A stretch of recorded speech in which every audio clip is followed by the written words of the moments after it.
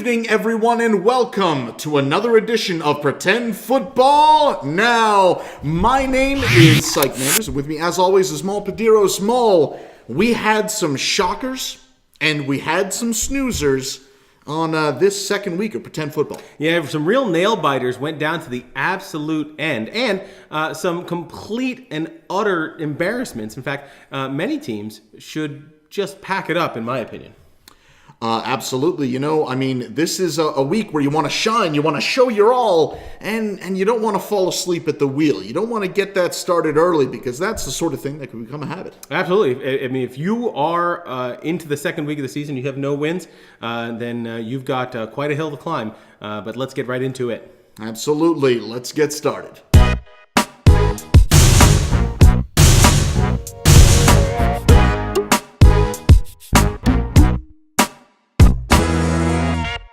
Now, Maul's matchup this week finds us waist deep in Dobbs Ferry as the 0-2 Federalists face off against Charlie Wing Division foe, the Sharksville Gravy Legs.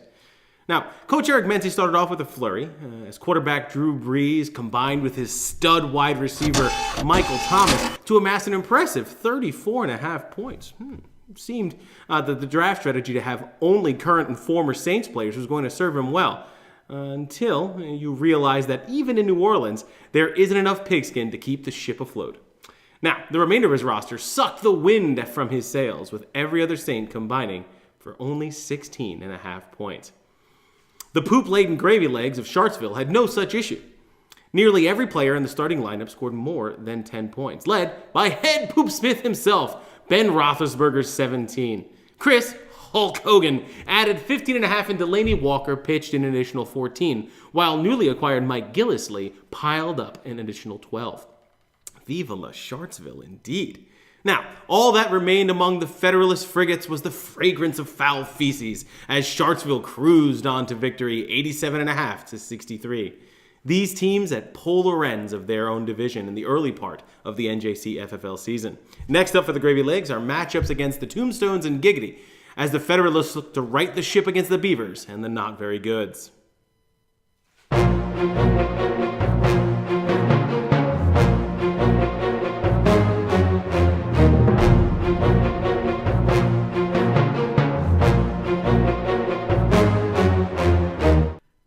Another week and another edition of Psych's Scalpel. This week, Psych brings you the live dissection of a game with a final score only worthy of a midweek middle school intramural game. But hey, it's fine. All the kids get trophies. Former and long-forgotten championship winners from Beaverton, the Cooter Institute Beavers, cruised into Lucky 7 Lakeside Stadium, their bus never exceeding 45 miles an hour. The Beavers showed up to maybe play, maybe sleep, maybe to swing on the swing set, as their team traipsed out. They were led to what one could only call very generously a victory by JJ, who served up 15 points, Dak Prescott, who threw up 11 points, probably after a pregame meal at Lucky 7 Deli, and the Pittsburgh Steelers D, who scored 11 points as well. The total, 65.5 points, of which Mama Cooter is reportedly very proud. Defending the tarry, geriatric heart of Pine Lake, the Tombstones woke up from a palatial midday nap and shuffled onto the field. Julio Jones was awake, though. He put up a big 15 points.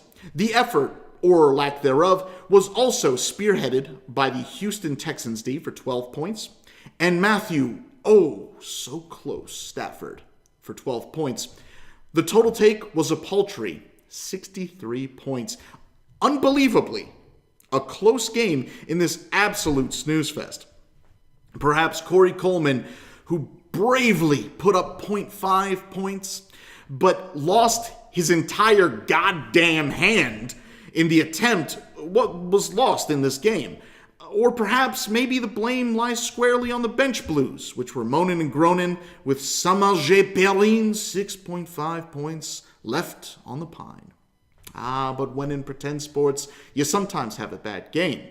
But when games like this sissy slap fight come around, you regret your career choice as a reporter. Maul?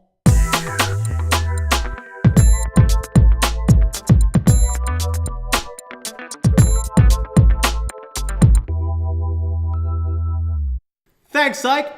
So we are very excited to have Lakehurst original Golden Tate joining us for tonight for a few questions. First, thanks for joining us, Golden.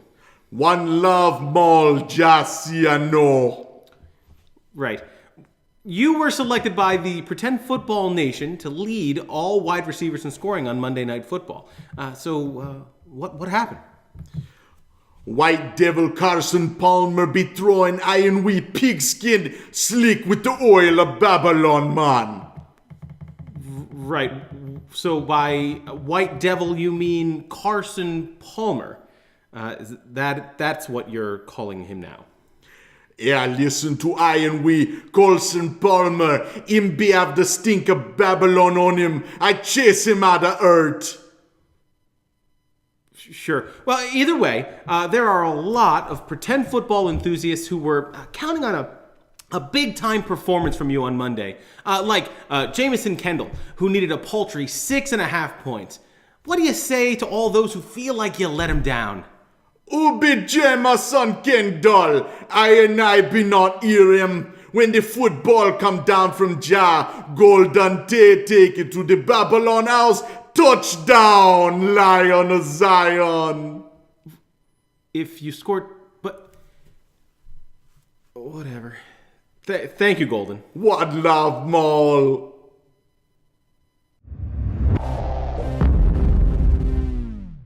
Wow, Maul, what an... I hesitate to use the word exciting, especially from my Scalpel segment, but definitely a great week of football. We had a great interview. We did. I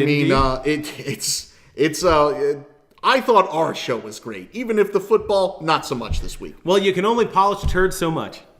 He's got a way with words, folks. Maul, let me get your word of the week. Oh, the word of the week is something that all the kids are into these days.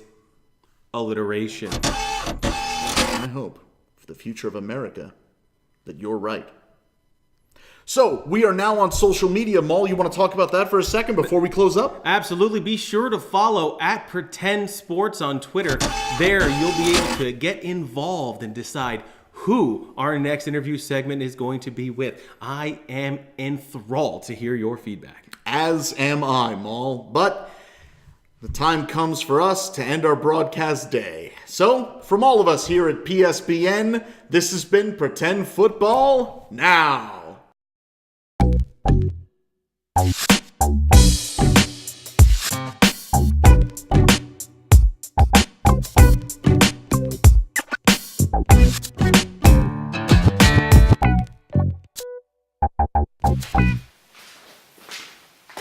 That's how it gets done, son. Michael Jackson.